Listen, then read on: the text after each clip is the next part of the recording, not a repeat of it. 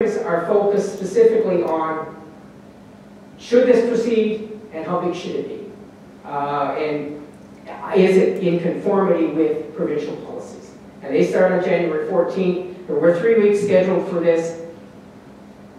We've seen a proposed schedule that's 7 days in length. So 5 days next week and 2 days the following week.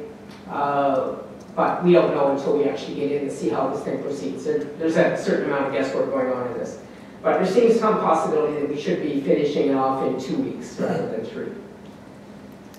The active parties in this, not everybody who is involved with this is actually filed witness statements or indicated that they expect to be very active in this process for Phase 2. Many of them are interested in the Phase 3 process, where their issues are what land is going to be added on by somebody else, where the boundaries are going to go if there is actually something that's approved in Phase 2.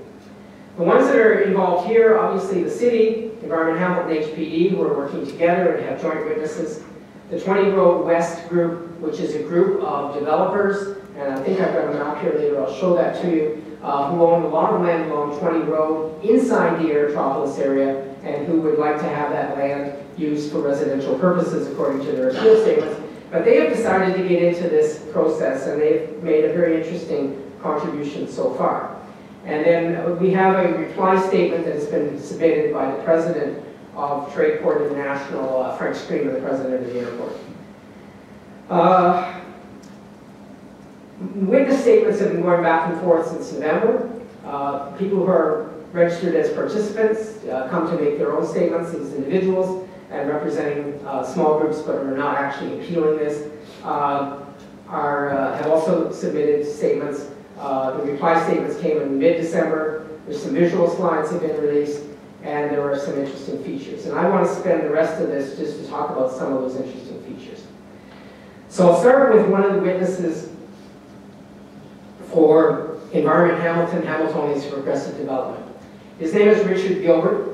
You may know Richard Gilbert's name because he had some association with the city actually arising out of the Aerotropolis initial plans in 2004, 2005, 2006 period. He was asked to do a report by the city. He was commissioned and paid to do a report on the implications for higher energy prices for city planning and city future. And he produced a report called The Electric City. He's been involved in a number of other things elsewhere. He's a published author, a former member of the provincial legislature, involved generally in sustainability planning in various parts of the country. So he's submitted a witness statement which essentially challenges the idea that the airport is going anywhere. And it's sort of like, it's kind of akin to shooting fish in a barrel, but anyway, somebody had to do it. And Richard has done so. He points out that the plan is assuming, and it's in the documents, that there will be 9.4 million passengers by 2031, but that the Tradeport plan, the guys who are actually running the airport, their plan says 1.5 million by 2027. And their earlier plan, which is from 2004, said there would be 3 million by 2011, where the actual was 332,000. So one of his comments is that he looks at the flight declines, the number of flights declining, and I'll show you a graph of that. But he points out that at the rate that that airport is going right now in terms of its decline, there will be no flights at all by 2021. If you just follow the straight line, and I'll show you the graph in a second here. He also points out the extra challenges that are facing air travel as a result of the increases in prices that we've already seen. When this scheme was launched in 2001, 2002, we were looking at $20 a barrel for a while. We're now in the $100 a barrel range, and certainly our projections will go higher than that. So his general conclusion is the forecasts that they're basing this on are completely unreliable. And he points out that not only the airport expansion area doesn't make any sense, but that most of the areas that are actually within the employment growth district are also labeled as airside commercial, airside industrial, airport prestige industrial, so they're all related to the airport. This is his chart of itinerant aircraft movements at Hamilton International Airport. Itinerant movements are separated from local movements. So local movement is when a plane takes off from the airport, flies around and comes back to the airport. Doesn't land anywhere else. Itinerant movements are the big planes, the ones that go to some other airport or come from some other airport. So they're the ones which are significant. You can see what's happening to the numbers of itinerant flights at Hamilton Airport. They are dropping quite dramatically and have been doing so since at least 2003. And they're at about 50%, which is why he's suggesting that we go another 10 years, there won't be any at all. He compared this to the Toronto airports, just to see if this was a feature of airports in general. Flying isn't doing very well, maybe, so let's see what others are doing. Turns out Toronto airports appear to be doing much better than the Hamilton Airport and Porter Airport in particular, which just doesn't separate out. It combines Porter with Pearson, but the numbers show that they're doing a reasonable, staying at a reasonable level, growing a bit. This is passenger movement from Hamilton and Toronto and Buffalo. So you can imagine which one is the Hamilton one, that's the red one down below. Pearson is the dark dotted line, and the Buffalo Airport is the other line. And you can see again that the passenger decline in Hamilton isn't because fewer people are flying in airplanes. It's because fewer people are flying in airplanes from Hamilton. And he threw this chart in as well, which is not his, it's from the International Energy Agency, and this is an identification of the challenges we face in the coming years for shortages of easily available oil, and the likely attempts to try and address that by the one that's circled there is the unconventional petroleum products, which is the tar sands in Canada, but other means as well. But clearly a challenge to try and maintain the price of oil at $100 a barrel instead of at $200 or $300 or $400 a barrel. So that's Gilbert's comments. And I'm not doing justice to them, I'm just really quickly going through them. The second person I want to talk a little bit about is a man named Samir Patel, who was hired by the 20 Road West Development Group. And they asked him to look at the numbers for Hamilton and what land use projection needs he sees. So he did a different kind of method than the city's planners. And I'll explain the city planner one a little more in the next slide, because he's the third one I want to talk about.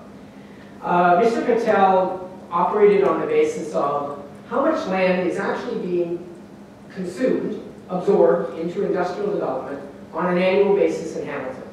And he has detailed numbers back to 2004, and he works those through to 2011, and even tosses in the Maple Leaf and counts it as 2011, even though it didn't happen in 2012. And what he finds is that the average consumption of land for industrial purposes in Hamilton, new land, is under 20 hectares a year, 19.6 or 19.7 hectares a year average. So he then says, if the future is like the past, and we're looking at the next 20 years, we have an awful lot of available land.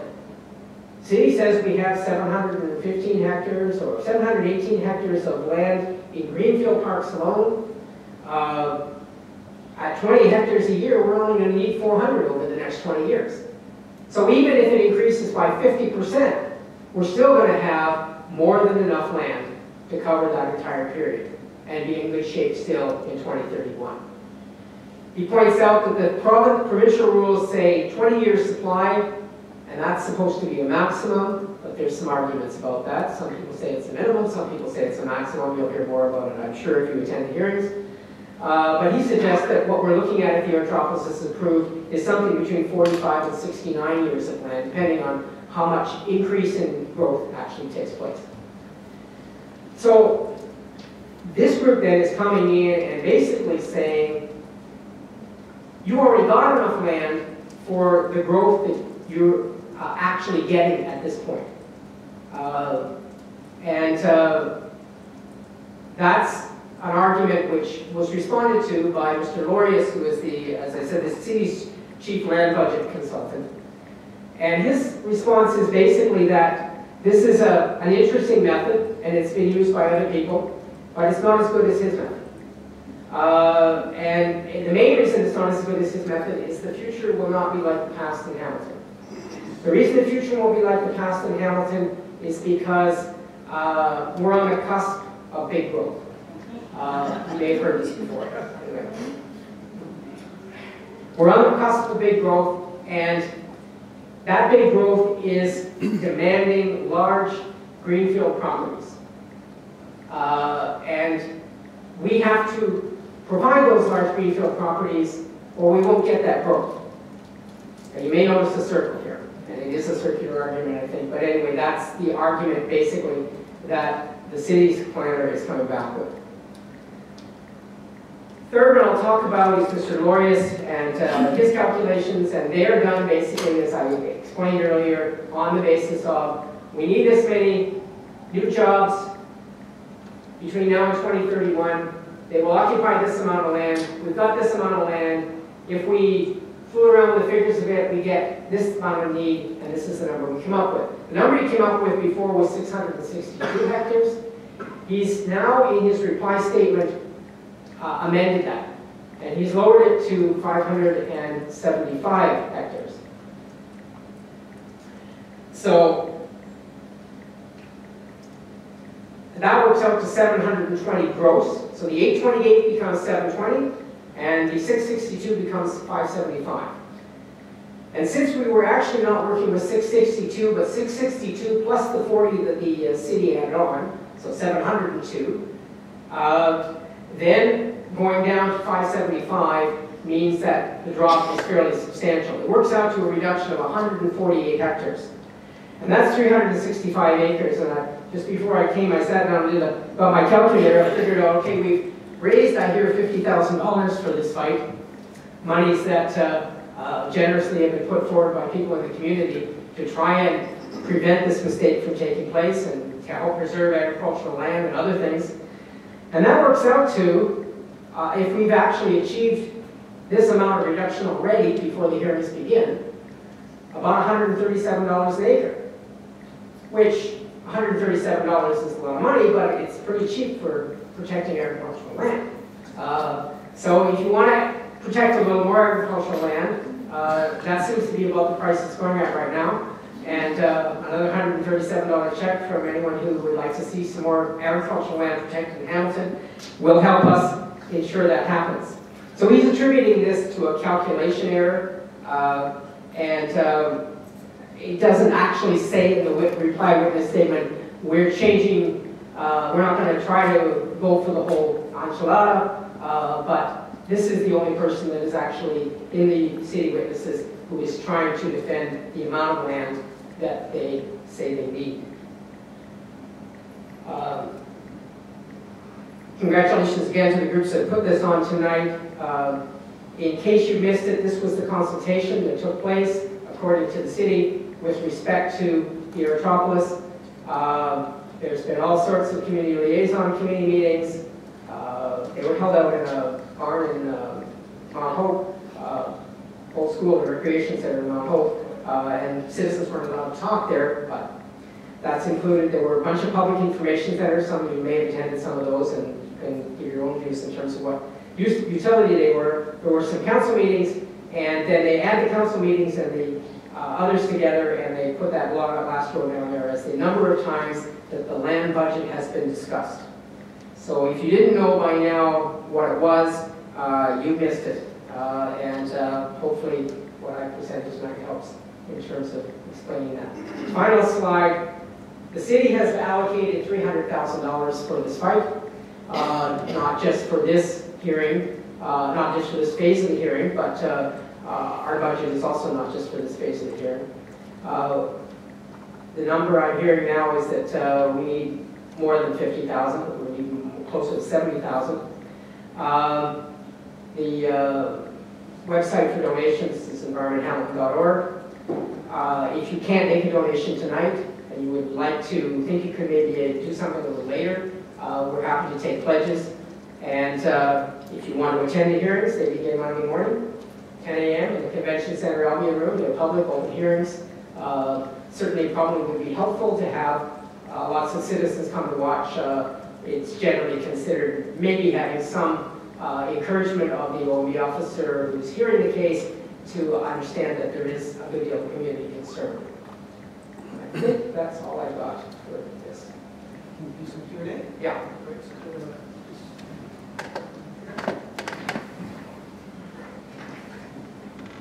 Okay, so it is just around 7, and what I thought we might do is provide up to 30 minutes for Q&A. We'll just see how things go. There's still lots of drinks and food up there that we could have maybe after a little short period of Q&A. So if anyone has a question, if you don't want to come down to a mic, then I'm going to have to ask Don to maybe repeat the question for everyone.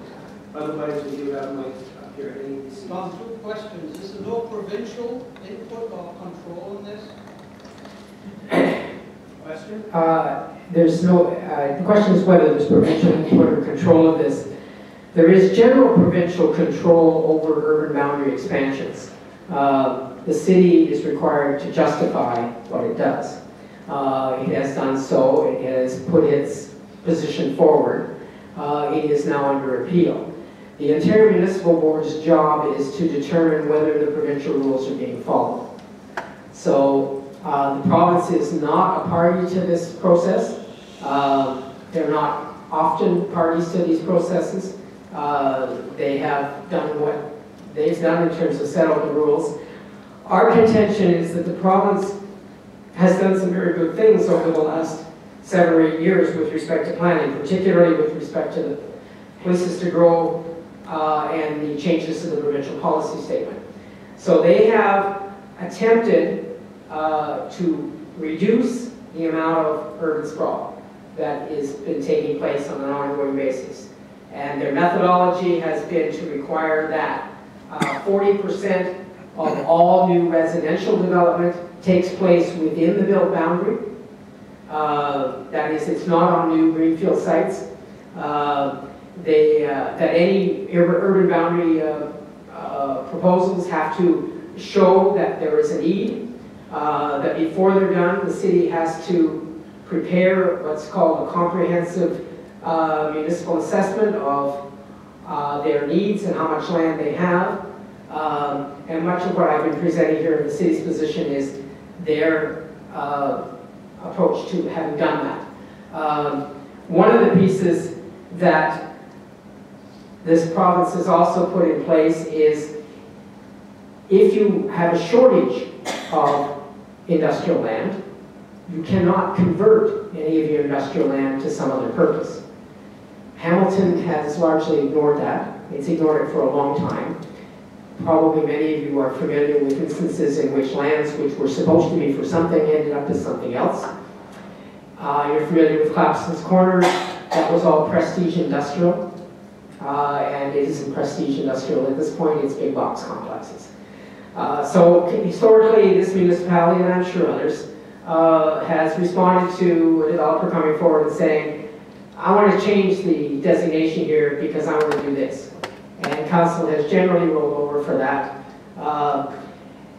When they did this municipal comprehensive review, which was done in 2008,